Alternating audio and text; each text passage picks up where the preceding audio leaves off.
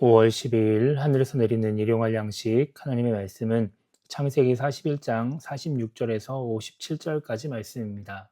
요셉이 애굽 왕 바로 앞에 설 때에 30세라 그가 바로 앞을 떠나 애굽 온 땅을 순찰하니 7해 풍년에 토지 소출이 심히 많은지라 요셉이 애굽 땅에 있는 그 7년 곡물을 거두어 각 성에 저장하되 각 성읍 주위의 밭의 곡물을 그 성읍 중에 쌓아두매 쌓아둔 곡식이 바다 모래같이 심이 많아 세기를 그쳤으니 그 수가 한이 없음이었더라. 흉년이 들기 전에 요셉에게 두 아들이 나되 곧 온의 제사장 보디베라의 딸 아스낫이 그에게서 낳은지라. 요셉이 그의 장남의 이름을 므낫세라 하였으니 하나님이 내게 내 모든 고난과 내 아버지 온 집 일을 잊어버리게 하셨다 하미요. 차남의 이름을 에브라임이라 하였으니 하나님이 나를 내가 수고한 땅에서 번성하게 하셨다 함이었더라. 애굽 땅에 7해 풍년이 그치고 요셉의 말과 같이 7해 흉년이 들기 시작하매 각국에는 기근이 있으나 애굽 온 땅에는 먹을 것이 있더니 애굽 온 땅이 굶주림에 백성이 바로에게 부르짖어 양식을 구하는지라.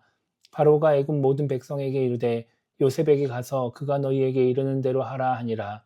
온 지면에 기근이 있음에 요셉이 모든 창고를 열고 애굽 백성에게 팔세 애굽 땅의 기근이 심하며 각국 백성도 양식을 사려고 애굽으로 들어와 요셉에게 이르렀으니 기근이 온 땅에 심함이었더라. 아멘. 오늘 우리가 읽은 말씀은 애굽의 총리로서 풍년과 흉년을 보내는 요셉의 모습을 기록하고 있습니다. 애굽의 총리로 임명된 요셉은 애굽 온 땅을 순찰하며 지역들을 살펴봅니다.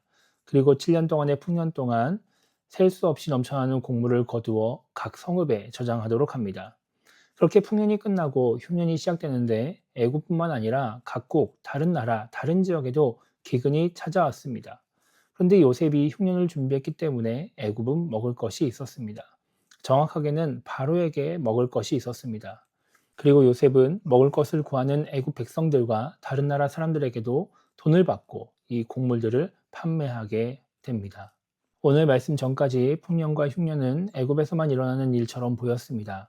그런데 실제로는 주변 지역들, 주변 나라들에게도 동시에 일어났습니다. 최소한 야곱이 살고 있던 가나안 지역까지는 이 풍년과 흉년이 발생했던 것으로 보입니다. 그렇게 똑같이 풍년과 흉년을 경험했음에도 불구하고 요셉은 흉년에 대비하고 다른 나라 사람들은 흉년에 대비하지 않았습니다. 왜 이들은 흉년에 대비하지 못했을까요? 첫 번째 이유는 당연히 흉년이 올 줄 몰랐기 때문입니다. 그리고 두 번째 이유는 풍년이 왔을 때 풍년이라는 상황에 도취되지 않는 것이 그만큼 어려운 일이기 때문에 그렇습니다. 대부분의 사람들은 풍년이 왔을 때 자신의 상황이 좋아졌을 때 부유해지고 여유로워졌을 때 그 상황에 도취되기가 쉽습니다. 좋은 상황임에도 불구하고 변함없이 흔들림 없이 묵묵히 하던 일을 계속하고 미래를 준비하는 것은 쉽지 않은 일인 것입니다. 오늘 요셉이 대단한 이유가 바로 여기에 있습니다. 어제 우리가 살펴본 것처럼 요셉은 엄청난 신분 상승을 이뤄냈습니다. 단순히 노예에서 총리가 된 것이 아니라 감옥에 갇혀있는 죄수에서 이인자의 자리에 올라간 것입니다. 그렇게 환경이 변하면 사람이 변할 수도 있습니다. 변하지 않는다 하더라도 조금은 나태해질 수 있습니다. 그런데 요셉은 한결같습니다. 보디발의 집에서 가정 총무를 할 때도 또 애굽의 이인자가 되었을 때도 요셉은 주어진 상황에서 자신이 해야 할 일을 최선을 다해 감당합니다. 그 결과 애굽은 흉년을 잘 이겨낼 수 있었고 모아놓은 곡물을 판매하면서 많은 부를 쌓을 수 있었습니다. 성경에는 반대의 인물도 나옵니다. 이스라엘의 초대 왕이었던 사울은 원래 소심한 사람이었습니다.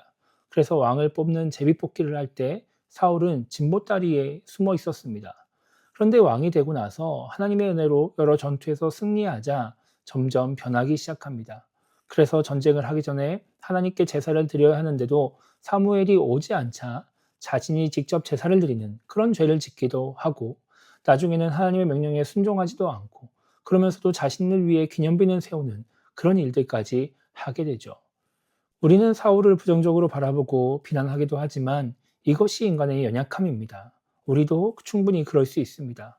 그렇기 때문에 우리는 사울처럼 되지 않고 요셉처럼 되기 위해서 애를 써야 합니다. 일상생활에서나 또 신앙생활에서나 요셉과 같이 한결같이 변하지 않는 사람, 정말 어떤 위치에 있다 하더라도 하나님만 바라보며 하나님이 맡기신 사명을 잘 감당하는 사람이 되어야 하는 것입니다. 그래서 오늘 하루를 시작하며 우리가 이렇게 기도했으면 좋겠습니다. 우리의 삶 가운데 형통의 은혜, 물질의 은혜, 이 삶의 여러 가지 유익들에 관련된 은혜들을 부어달라고 기도했으면 좋겠고요. 그렇게 그런 은혜들이 나에게 주어져서 상황이, 환경이 바뀐다 할지라도 하나님 앞에서는 정말 한결같은 모습으로 겸손하게 하나님을 드러내며 하나님 맡기신 사명을 잘 감당하는 그런 변하지 않는 신앙인이 되게 달라고 기도하며 오늘 하루를 시작했으면 좋겠습니다. 요셉과 같이 정말 어떤 상황과 환경에 있다 할지라도 한결같이 변하지 않는 신앙인이 됨으로 말미암아 계속해서 하나님께 귀하게 쓰임 받는 우리 모두가 되기를 주님의 이름으로 축복합니다.